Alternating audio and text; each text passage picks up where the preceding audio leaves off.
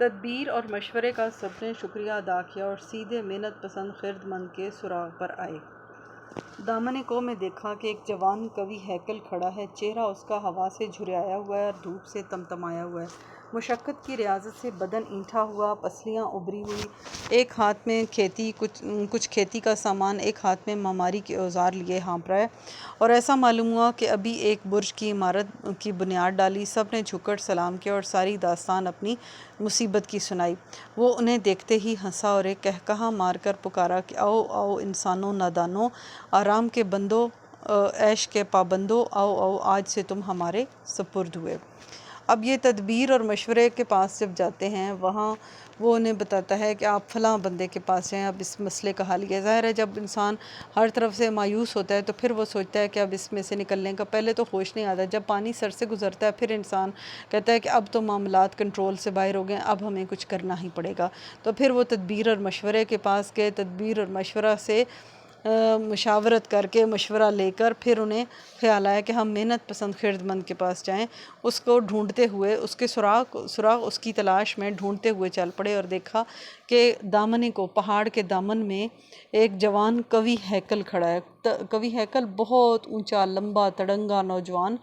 قوی ہیکل بہت بڑے بھاری جسم و جاں والا نوجوان کھڑا ہے۔ چہرہ اس کا ہوا سے جھریایا ہوا، دھوپ سے تمتمایا ہوا، اور چہرہ جو ہے وہ اس کا دھوپ اور گرمی سے، وہ جس طرح اگر آپ دھوپ اور گرمی میں جائیں تو اس طرح چہرے کے اوپر اس کے اثرات، پسینہ اور سرخ ہو جانا، اور وہ سارا جو ہے وہ کسی محنت کش کا چہرہ دیکھیں تو آپ کو اس کے چہرے پہ اس کی محنت اس کی نظر آ رہی ہوتی ہے۔ کسی بیچارے بندے کو دیکھیں نا دھوپ میں کام کرتے ہوئے، مشقت کرتے ہوئے، مزدوری کرتے ہوئے، تو آپ کو اندازہ ہوگا کہ اس کی کیا کیفیت ہوتی ہے۔ اور مشقت کی ریاضت سے بدن اینٹھا ہوا، اور اس کے چہرے اور اس کے سارے جسم پہ اس کے جو وہ مشقت والا کام ہے اس کا اثر نظر آ رہا ہوگا۔ پسلیاں ابری ہوئی، ایک ہاتھ میں کھیتی کا سامان، ایک ہاتھ میں معماری کے سامان لیے ہانپ رہا ہے۔ اب وہ ظاہر ہے جو محنت مشقت کرنے والے لوگ ہوتے ہیں وہ بیچارے دبلے پتلے کمزور سے ہوتے ہیں، وہ کام کرتے ہیں تو ان کے اوپر وہ جتنا کام کرتے ہیں اس سے زیادہ کیلوریز وہ اپنی استعمال کرتے ہیں، اپنے جسم کو وہ بٹھا کے ہماری طرح وہ نہیں کر لیتے، بلکہ وہ ایکسرسائز ان کی اتنی ہو جاتی ہے، مشقت ان کی اتنی ہو جاتی ہے، جسمانی ورزش ان کی اتنی ہو جاتی ہے کہ وہ جتنا کھاتے ہیں اس سے زیادہ وہ کام کرتے ہیں، اور اس کی وجہ سے ان کا جسم مضبوط ہو جاتا ہے۔ جس طرح آپ نے دیکھا باڈی بلڈرز کو، وہ کھاتے بہت زیادہ ہیں اور اس کے بعد بہت زیادہ سخت قسم کی ایکسرسائز کرتے ہیں، جس سے ان کے مسلز، جسم کے پٹھے اور اعصاب بہت مضبوط اور سخت ہو جاتے ہیں۔ تو اسی طرح سے جو مزدور ہوتے ہیں وہ بھی کھاتے پیتے ہیں اور کام کرتے ہیں، تھوڑا آرام کرتے ہیں اور زیادہ وہ کام کرتے ہیں، اور اس وجہ سے ان کے جسم پر اور ان کے چہرے پر ان کے کام کی تھکاوٹ اور ان کے اثرات اس کے دکھائی دے رہے ہوتے ہیں۔ تو معلوم ہوتا ہے ایک ہاتھ میں معماری کے اوزار لیے ہانپ رہا ہے۔ ظاہر ہے مشقت والا کام آپ گرمی اور دھوپ میں جب کسی کو کرتے دیکھیں تو آپ کو اس کی کیفیت، ہانپ رہا ہے، لمبے لمبے سانس لے رہا ہے۔ ایسا معلوم ہوا کہ ابھی ایک برج کی عمارت کی بنیاد ڈالی ہے، ٹھیک ہے، یعنی ایسا اس سے مراد، اس عمارت سے گویا وہ کاروبار مراد ہے جس میں یہ لوگ آئندہ کے لیے اپنا گزارا کرنے کے لیے، اپنی قسمت سنوارنے کے لیے محنت کریں گے۔ یعنی سب نے اسے جھک کر سلام کیا اور ساری داستان اپنی مصیبت کی سنائی۔ یہ سب لوگ اسے اپنی مصیبت کی داستان سناتے ہیں اور اس کو جھک کر سلام کرتے ہیں۔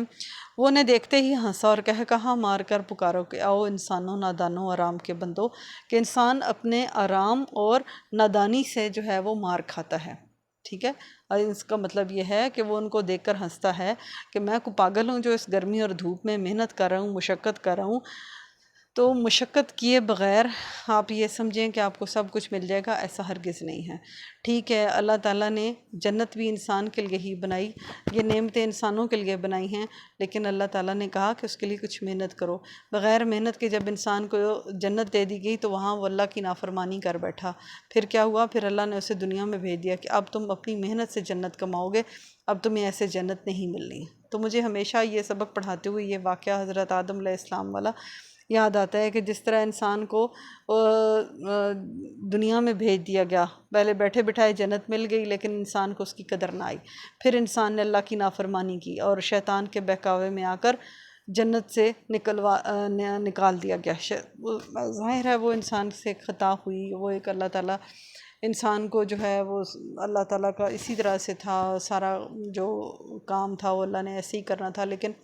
انسان نے غلطی کی اور انسان کو اس طرح، اس کے بعد اب دیکھیں کہ ہمیں یہ احساس ہے کہ ہم سے غلطی ہوئی۔ اب ہمیں یہ ہے کہ اللہ تعالیٰ نے ایک امتحانی پرچہ دے رکھا ہے، جس امتحانی پرچے کو ہم کامیابی سے حل کر پائیں گے، ہم مطلوبہ معیار پر اللہ کے پورے اتریں گے، پھر اس معیار پر اللہ ہمیں جانچیں گے، جب اللہ کا دل چاہے گا تو وہ ہمیں بخش دیں گے، ورنہ پھر سزا بھی ہے۔ تو سزا اور جزا کا تصور جو ہے اگر نہ ہوتا تو شاید دنیا میں اتنا فساد ہوتا، اتنا فتنہ ہوتا کہ حد سے زیادہ، کہ انسان پھر دنیا کی نعمتوں پہ ہی لڑتا رہتا نا۔ اب جو عقل مند انسان ہے وہ یہ جانتا ہے کہ دنیا کی نعمتیں عارضی ہیں، دنیا کی نعمتیں انسان کو اتنا فائدہ نہیں دیتی جتنا ہمیں آخرت کے لیے محنت کرنی چاہیے، کہ آخرت کی جو ہماری کمائی ہے وہ ہمیشہ ہمارے پاس رہے گی، تو اس کے لیے ہمیں کچھ جمع کرنے کی ضرورت ہے۔ آخرت کے خزانے جو ہیں وہ ہمیشہ کے لیے ہمارے ہوں گے، تو دنیا میں تو جو انسان 60 سال 70 سال 80 سال بھی کماتا ہے وہ سب کچھ یہیں رہ جاتا ہے، تو اس لیے اس کے بارے میں سوچنا چاہیے۔ تو کہتا ہے اے انسانوں، نادانوں، آرام کے بندو، عیش کے پابندو، آؤ آؤ آج سے تم ہمارے سپرد ہوئے، اب تمہاری خوشی کی امید اور بچاؤ کی راہ اگر ہے تو ہمارے ساتھ ہے۔ پھر آپ کو حضرت موسیٰ علیہ السلام کی قوم کا واقعہ یاد آتا ہے کہ حضرت موسیٰ علیہ السلام کے جو تھے افراد، ان پر ایمان لانے والے جب ان کے ساتھ چل پڑتے ہیں، پھر جو حضرت موسیٰ کا جو ہے وہ فرعون جو ہے وہ غرق ہو جاتا ہے پانی میں، اور وہ ان کو دشمن ہوتا ہے، ظاہر ہے وہ اللہ کا نافرمان ہوتا ہے اور وہ غرق ہو جاتا ہے۔ جب مسلمان چل پڑتے ان کے ساتھ حضرت موسیٰ کی قوم چل پڑتی ہے، تو پھر حضرت موسیٰ کی قوم کو اللہ تعالیٰ نے من و سلوہ عطا کیا، ٹھیک ہے، لیکن انہوں نے کہا نہیں، ہمیں لہسن پیاز اور اپنے مسور دال چاول کھانے ہیں۔ تو آپ دیکھیں کہ انسان کیسا پاگل ہے، جب اللہ تعالیٰ سب کچھ دے رہا تھا تو انہوں نے کہا نہیں، ہمیں من و سلوہ نہیں چاہیے، ہم نے تو یہ دال چاول اور یہ چیزیں کھانی ہیں۔ تو بس آپ دیکھیں پھر انسان اب کس پہ آ گیا کہ اب اپنی ٹھیک ہے محنت کرو، کماؤ، زمین سے اگاؤ اور کھاؤ۔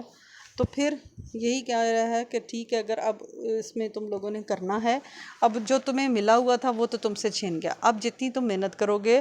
اب تمہاری خوشی کی امید اور بچاؤ کی اگر راہ ہے تو ہمارے ساتھ ہے، جتنا تم محنت کرو گے اتنا تم پھل پاؤ گے۔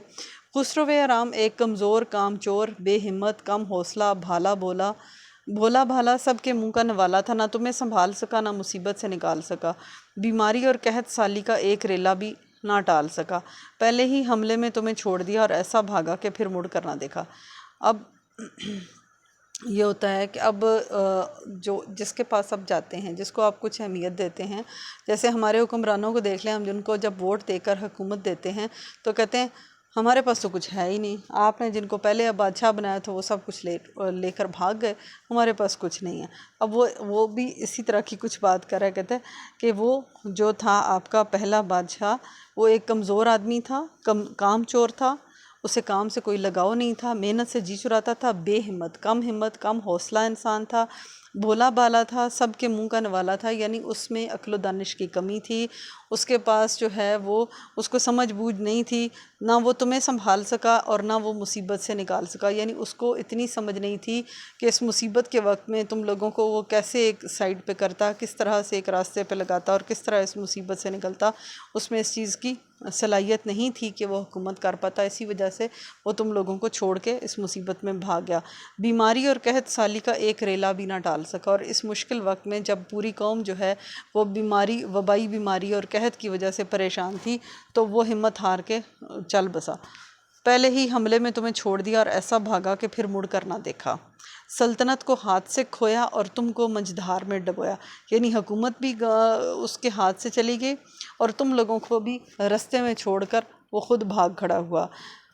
آج سے تم ہماری خدمت میں حاضر رہو، ہماری آواز پر آیا کرو۔ تو کہتا ہے کہ آج سے اب تم لوگ میرے پاس آؤ اور میں تمہیں سکھاؤں گا کہ تم لوگوں نے اب زندگی کیسے گزارنی ہے۔ تم لوگ اس کے رحم و کرم پر رہے تو وہ تو اپنے آپ کو بھی نہ بچا سکا نہ حکومت بچا سکا، وہ تمہارے لیے کیا کرتا۔ اب جیسا میں تمہیں کہوں گا، جب تمہیں بلاؤں گا، جو کچھ کہوں گا تم لوگ اس پہ عمل کرو اور کوشش کرو اپنے حالات کو ٹھیک کرنے کی اور بہتر کرنے کی۔